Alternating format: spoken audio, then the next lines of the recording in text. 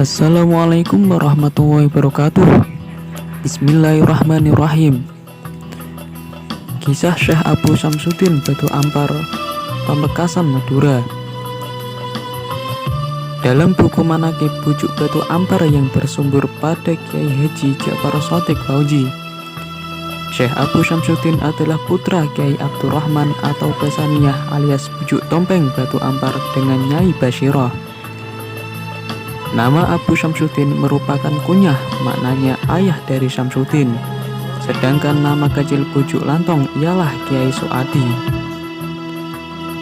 Latong dalam bahasa Madura artinya kotoran sapi, karena pada saat itu ada seseorang yang mau melakukan kejahatan kepada beliau di rumahnya. Sesampai di rumah beliau, orang tersebut dengan membawakan senjata tajam tiba-tiba lenyap tinggal tempat dan rangkainya. Melihat itu mereka terpanjat bukan main, dan seketika kawanan penjahat bertunduk bersimpuh seraya mohon ampun di hadapan Syekh Abu Syamsuddin. Dan mereka bersumpah untuk tidak mengulangi perbuatan nista itu lagi. Setelah itu penjahat meminta agar senjatanya bisa dikembalikan kembali. Syekh Abu Syamsuddin mengabulkan permintaannya atas dasar konsekuensi dan menunjukkan letak senjata buyut Sarabi berada di dalam latong. Syekh Abu Syamsuddin dikaruniai 3 orang putra, antara lain bernama pertama Syamsuddin, kedua Luqman, ketiga Husain. Syamsuddin ini merupakan putra sulung dari Bujuk Lantong atau putra pertama dari Syekh Abu Syamsuddin. Bertepatan di Dusun Batu Ampar Barat, Desa Pangbatok, Kecamatan Propo, Kabupaten Pamekasan. Disinilah pesarian Syekh Abu Syamsuddin beserta keluarganya. Nampak ramai pengunjung, bahkan ratusan hingga ribuan warga berziarah di makam Syekh Abu Syamsuddin. Sebagian di antara tujuannya tawasul, tahlil, khataman Al-Quran, dan lain sebagainya.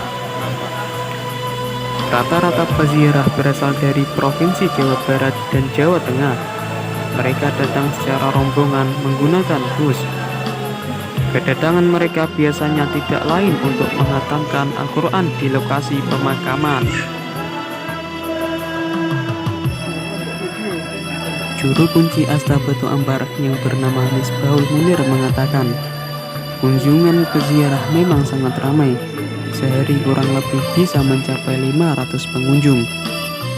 Peziarah rata-rata di situ untuk menghatamkan Al-Quran. Di sini tidak pernah sepi dari penghatam, terangnya. Pria yang akrab disapa Gus Bahul tersebut mengatakan, selama 24 jam pasti ada yang membaca Al-Quran. Salah satu kekeramatan Bujuk yaitu pasti ada yang khatam setiap harinya dalam 24 jam. Menurut cerita tempat tawasul yang diijabahi, ada 3 tempat tawasul yang banyak diijabahi oleh Allah Subhanahu wa Ta'ala dengan menggunakan khataman Al-Quran 30 juz, yaitu Mbah Syamsuddin Batu Ampar, Mbah Khalil Bangkalan, dan Mbah Mutamakin Kajen. Asal usul Syekh Abu Syamsuddin. Bujuk Tompeng adalah ayah dari Kiai Suadi atau Abu Syamsuddin, merupakan salah satu waliullah besar Madura di masanya. Di buku Manaqib tersebut tertera nasab Bujuk Tompeng, yaitu Bujuk Tompeng bin Kiai Abdul Manan alias Bujuk Kosambi bin Syarif Husain alias Bujuk Banyusangka bin Sunan Bunang bin Sunan Ampel. Kiai Abdul Manan alias Bujuk Kosambi ini yang pertama kali bermukim di Batu Ampar, tepatnya di Pamekasan. Disebut Bujuk Kosambi karena beliau bertirakat di pohon kosambi selama 40 tahun. Pohon kosambi tempat tirakat beliau itu terletak di atas bukit yang dikelilingi pohon bambu. Di dekat pohon tersebut ada sebuah sumur yang disebut Sumur Todungi. Sumur inilah yang menjadi tempat keperluan beliau untuk minum dan wudhu.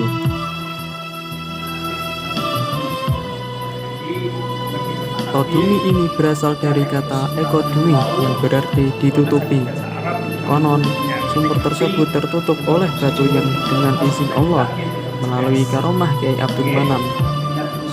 Tutup sumur tersebut bisa terbuka dengan sendirinya manakala diperlukan beliau.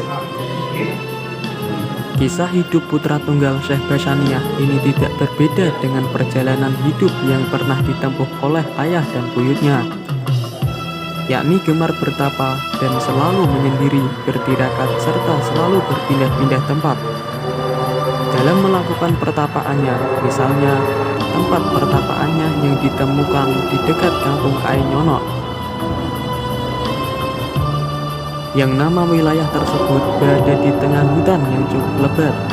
Sungguh tempat yang bagus untuk bertapa karena hutan tersebut memang belum terjamah tangan manusia, dan karena tempat itu sering digunakan orang untuk bertapa, maka penduduk sekitar menamakan kampung itu dengan sebutan Kampung Pertapaan.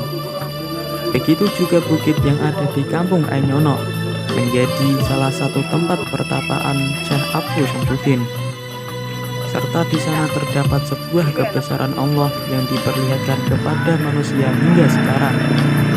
Tepat di sebelah barat tempat beliau bertapa terdapat sumber mata air.